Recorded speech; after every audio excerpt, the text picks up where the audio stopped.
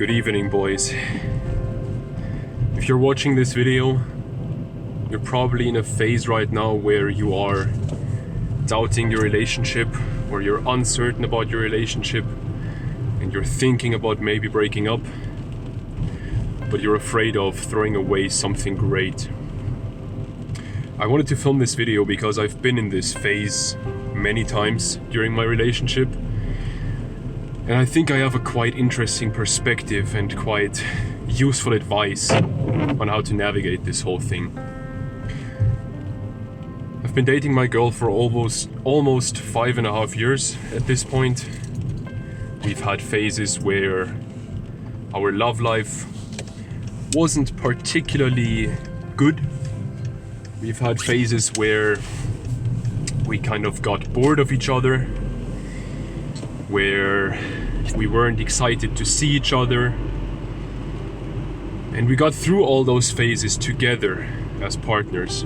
Now, what I've realized over these last 5.5 years is that building a great relationship is actually very similar to building success in any other area of life, whether it's monetary or it's physical, health, doesn't matter. It's always the same thing.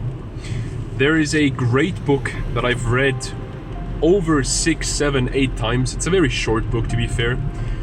The book is called The Dip. It's by the marketing genius Seth Godin.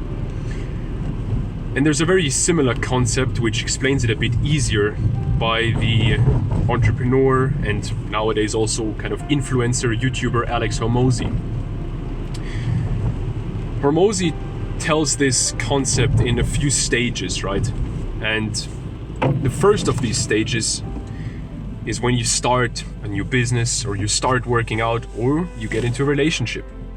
What you have there is so-called uninformed optimism.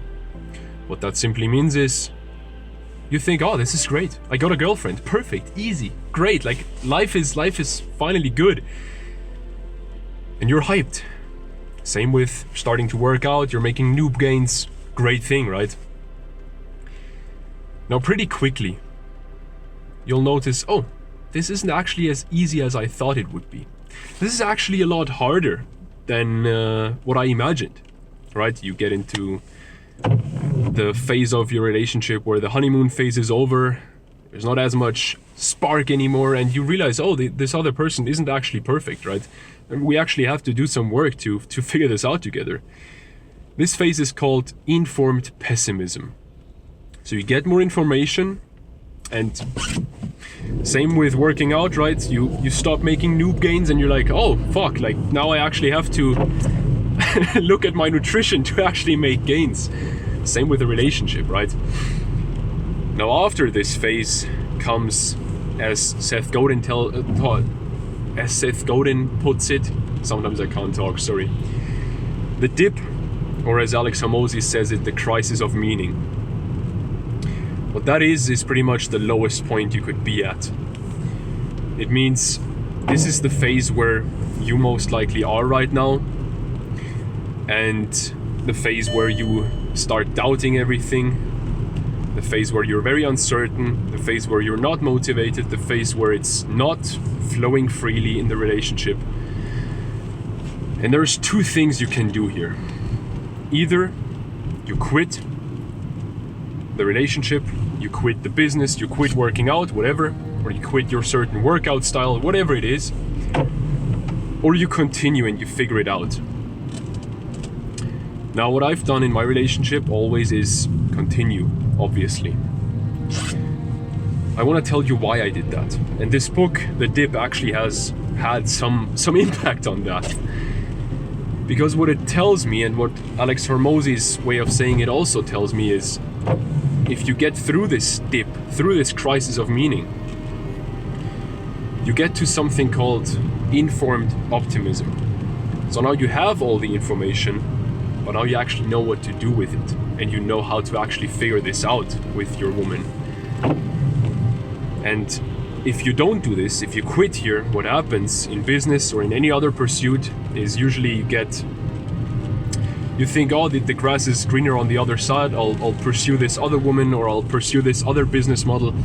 usually doesn't work, because what happens is when you're at this dip, you're far further down than where you started.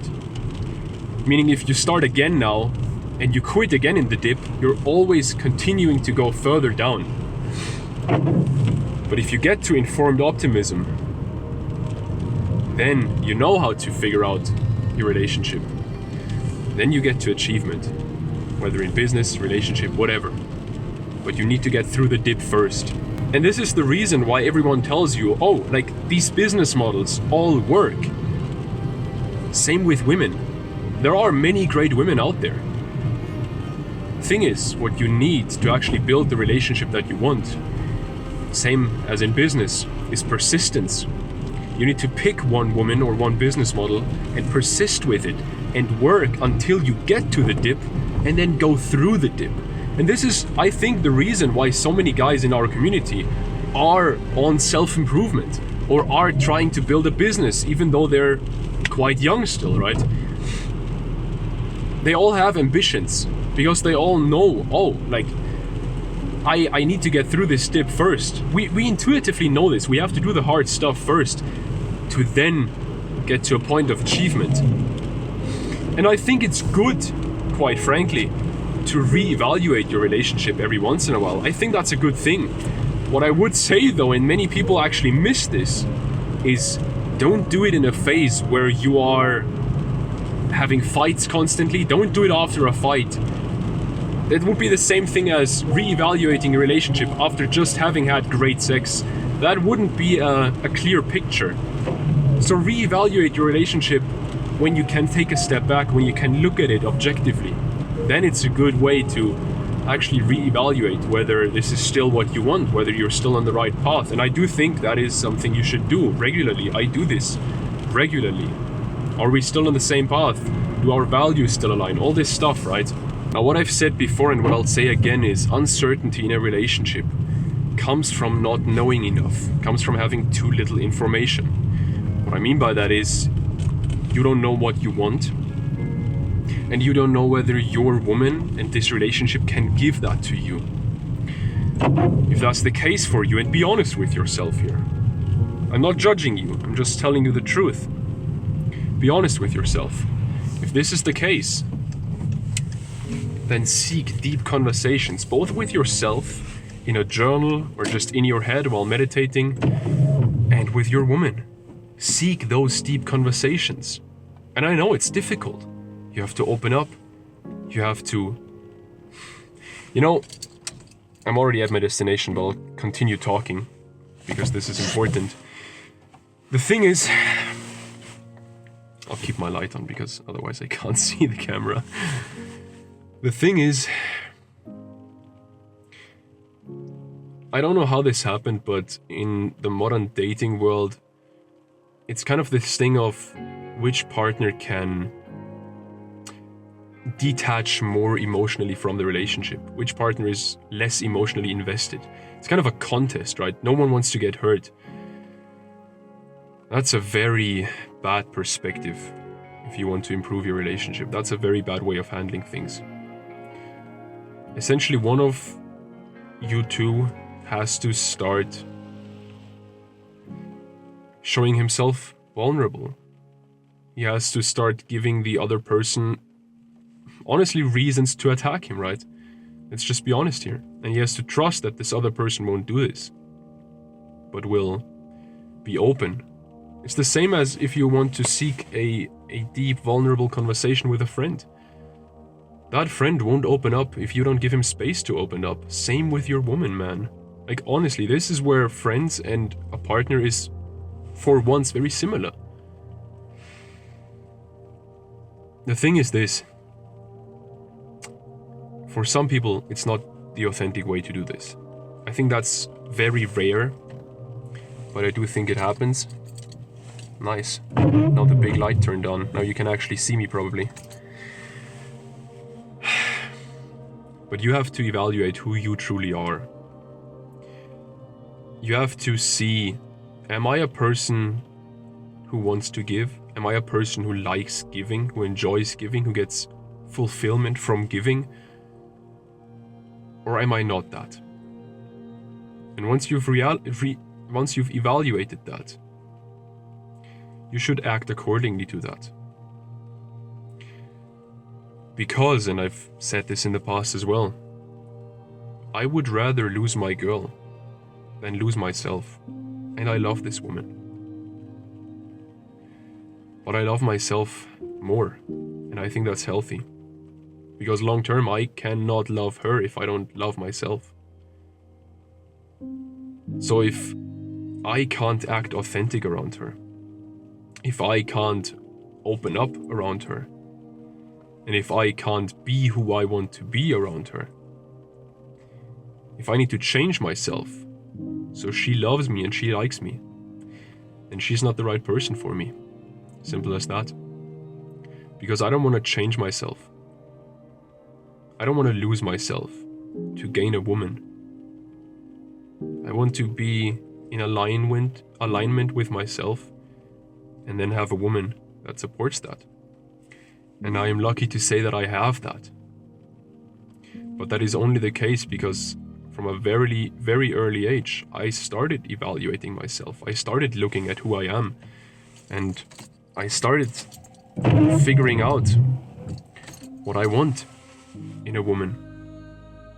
And this is what so many people don't get. It took me months from the point where I fell in love with my girl and then actually got together with her. And that was also because we were both very shy before we got together. But still, man, friends pushed me and were like, oh no, like, go ahead, like, you got this. Like, I don't even know this person yet. Why would I commit to this relationship? Why would I commit to even kissing this person? I don't even know this girl yet. Now, if you want to take your relationship to the next level, and you want to get to this point of informed optimism, where you know what to do and you are very hopeful and very certain that the future will be brighter, that the relationship will improve, then what you can always do is join our community. I post almost daily in there about lessons that I learned from my relationship. Some of those lessons are more in depth and more private than what I would share on YouTube, just because it's a private community, right? It's not on Discord, it's not at any of these platforms. It's a very high quality platform that costs me money, and I pay that money even though you get to join our community for free. This community is a collective of ambitious men who want to improve their relationship and men who seek truth. This is not a community where we argue. This is a community where we have discussions and we don't get upset if someone else has a different opinion, but we seek truth. And man, I get comments in this community now daily of people saying like, oh, this community is so fucking valuable. Today we hit 69 members, and one of the guys made like a screenshot like, this can't be a coincidence, boys. We hit 69 members. I was like, it's the boys, right? It's funny. And then he was like, nah, but joking. Like, never mind, but this community is actually so valuable. This warms my heart, genuinely. So if that sounds interesting to you, you can join that. Link is in the description as always. And I'll see you soon. I wish you all the best, man. You got this. Get through that dip. I wish that you do that, bro. I'll see you soon. Bye. Voice crack at the end there.